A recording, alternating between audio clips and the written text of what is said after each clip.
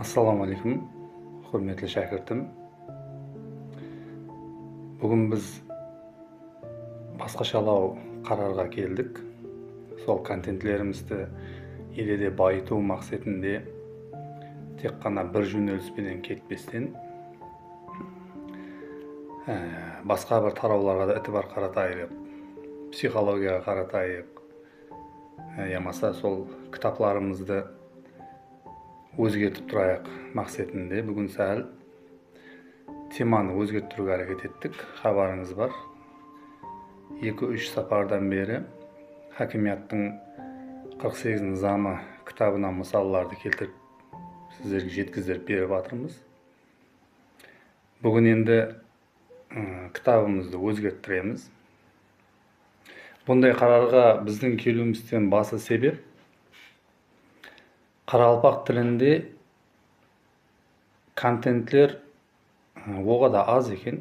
Яғни bir сөз менен айтканда сол бүтүн дүйнөдө белгили болгон, сатууда өзүнүн салмаклуу орларына ие болгон белгили китапларыбыз Каралпак тилиндеги аудармалары жок экен. Яғни айтканда биздин алымларыбыз эле оларды толук Каралпак тилине аудармалап үлгөрө алмай турган экен. Алымларыбыздан сурап калган болар эдик, ушундай бүтүн дүйнөгө белгили болгон китапларды тезирээк Каралпак аудиториясы үчүн Каралпак тилинде жеткирип берүүнү сурап калган болар эдик. Биздин да ыкыласпеттилерибиз Каралпак тилинде өзүнүн ана тилинде бул китапларды окуса, китаплардын мазмунун тереңирээк түшүнүүнү жардам болот мақсатында биз алымларыбыздан жардам сурап калган болар едик. Азыр энди социал тармактарда, интернет ресурсларда биздин имканиятыбыз бар. Өзбек тилинде, орыс тилинде, инглиз тилдеринде ушул китапларга ээрсип атырмыз, окуп атырмыз сол тилдерди. Лекин тилекке каршы Каралпак тилиндеги китапларды көп жагдайларда таба алмайбыз. Колумуздан келгенинче аракет этебиз, аудармалап, со Каралпак ыкыласпеттилерибиз үчүн Каралпак тилинде түсүнө турган, Каралпак тилиндеги маалыматларды кабыл ете ала турган дарежеде сиздерге Каралпак тилинде жеткирүүгө аракет этебиз. Келиңер, бүгүн сиздер менен Джон Кехо исимли жуда белгили психолог алымдын китабы бар. Орыс тилинде «Подсознание может все» деп аталат экен. Каралпак тилине аудармалаганыбызда ой асты хамма нерсени эслей алады деген китап. Жуда bir сатуудагы жокары натижелерге ээрсип атырган жуда кымбат баалуу китап саналат экен бул китап. Каралпак тилиндеги ыкыласпеттилерибиз үчүн бүгүн сол китапты шолууду башласак. Бул китапка токтоомдон тикаргы максат үйдө өзүмдүн хаялым менен bir сөбөт болуп калган убактында агасы дурус сиз контентлериңизди орус тилинде, өзбек тилинде, Каралпак тилинде алып барууга аракет этип атырсыз. Лекин сизден илтимас болгон болар эди. Каралпак тилиндеги контентлерди көбүрөөк койсоңуз, себеби өзбек тилинде, орус тилинде маалыматлар интернетте жетерлик дарежеде, Каралпак тилинде ого да аз. Каралпак тилиндеги ыкыласпеттилерибиз көбүрөөк ушул илимлерден хабардар болса деген усунусту билдирди. Албетте onun usunusunu inobatga aldık. Hareket etemiz. Karalpaq tilinde köbürek kontentlerinimizni koyup baruğa.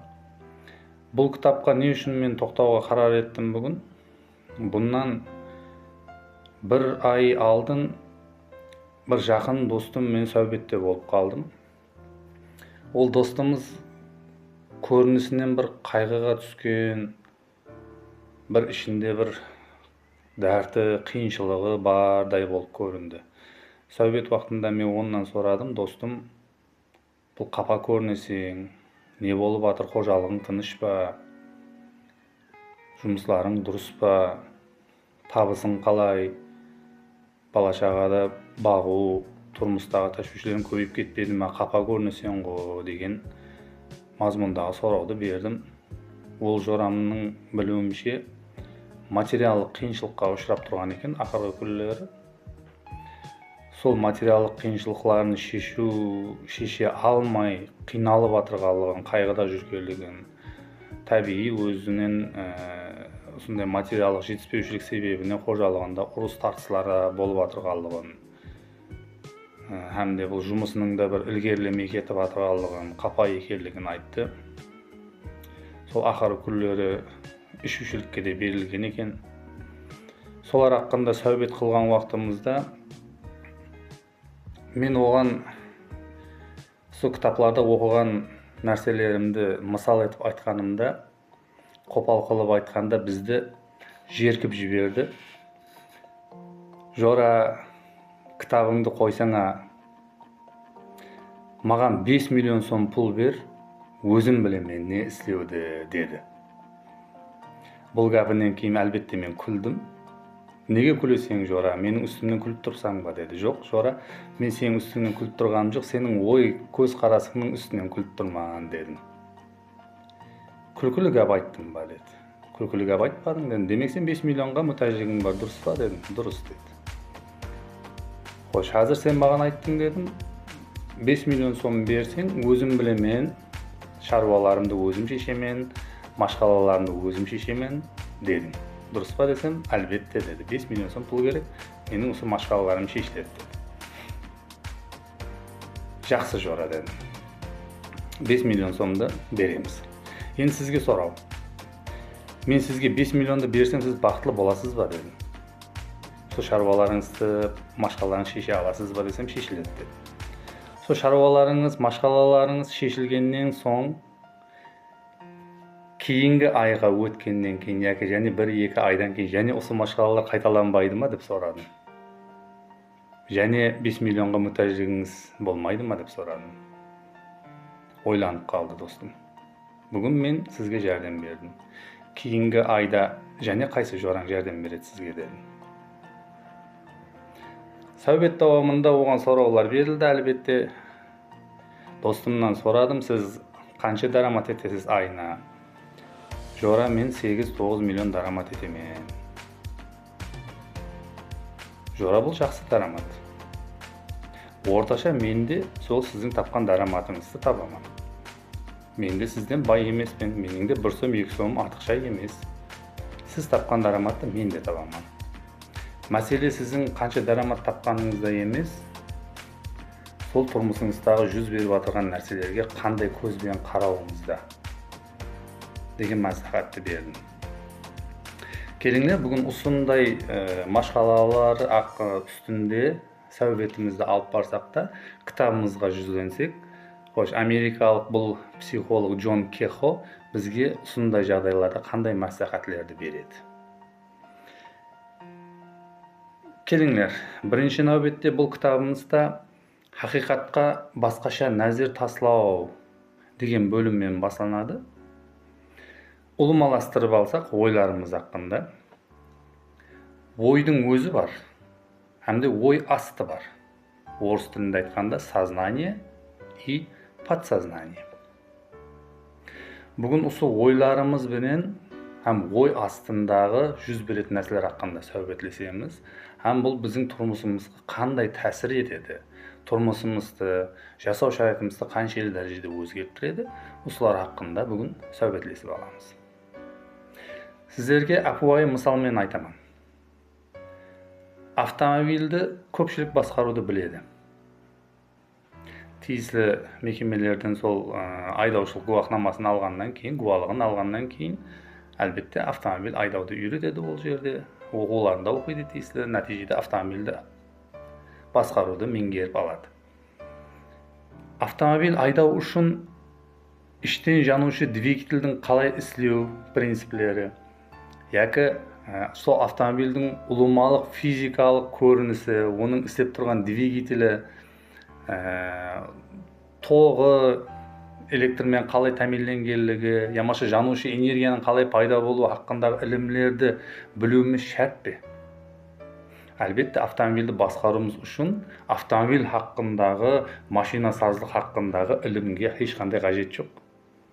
Автомобилди башкарууду үйрөнсөк болду. Биздин өмүрүбүздө, турмушубузда согон окшойт.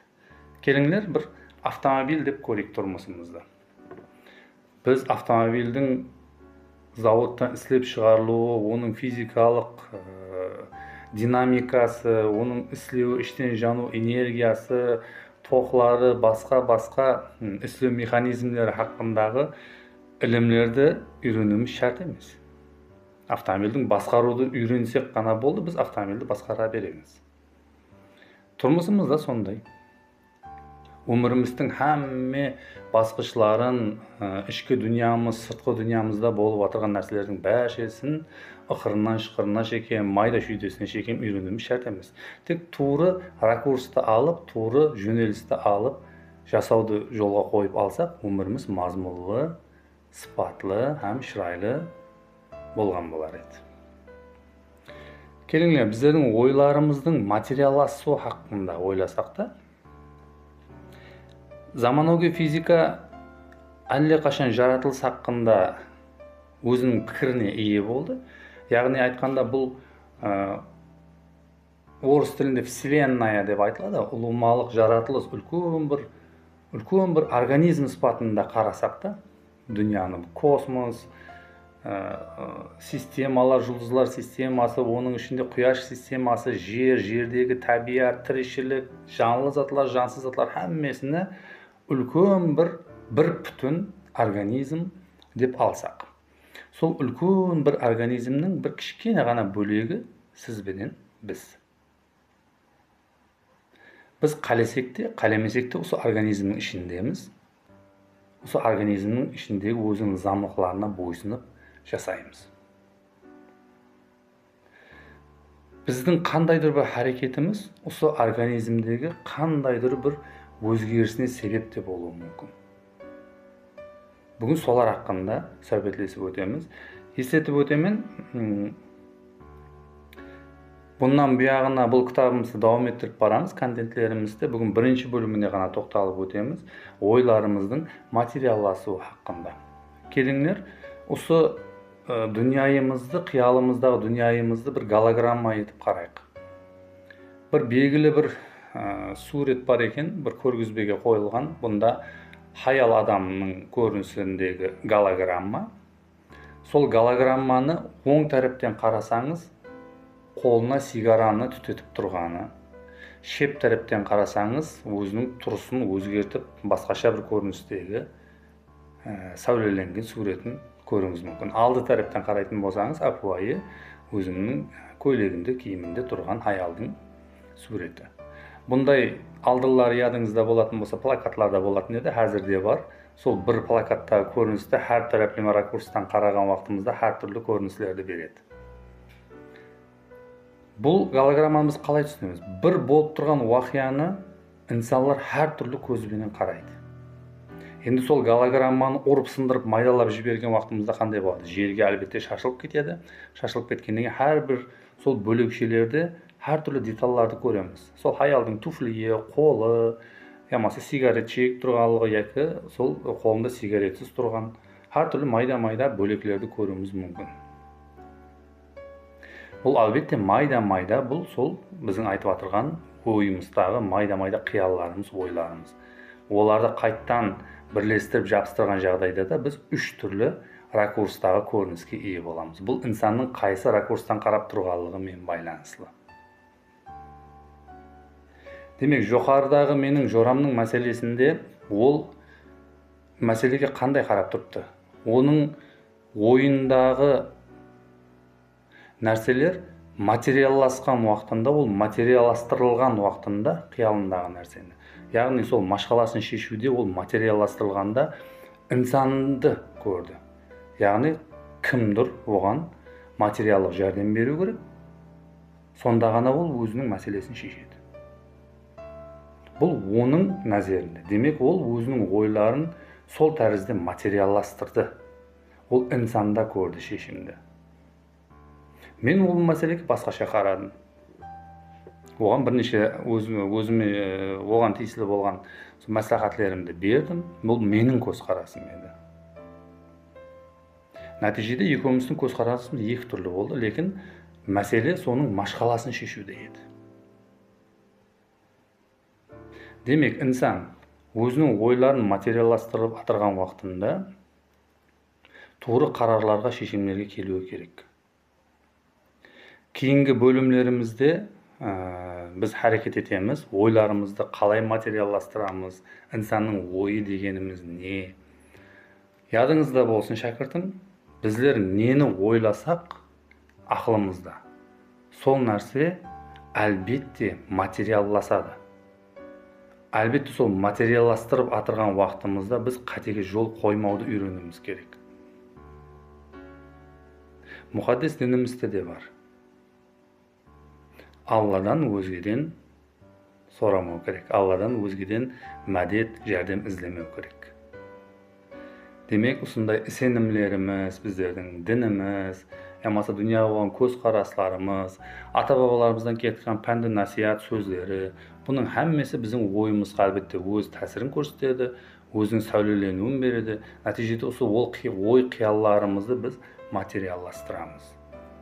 Осындай материалластыру жолларында тура жолдан тура материалластыру ұқсаған мәселелерді бұннан кейінгі контентлерімізде қойып барамыз. Бізден ұзақласпаң. Сау, саламат болың.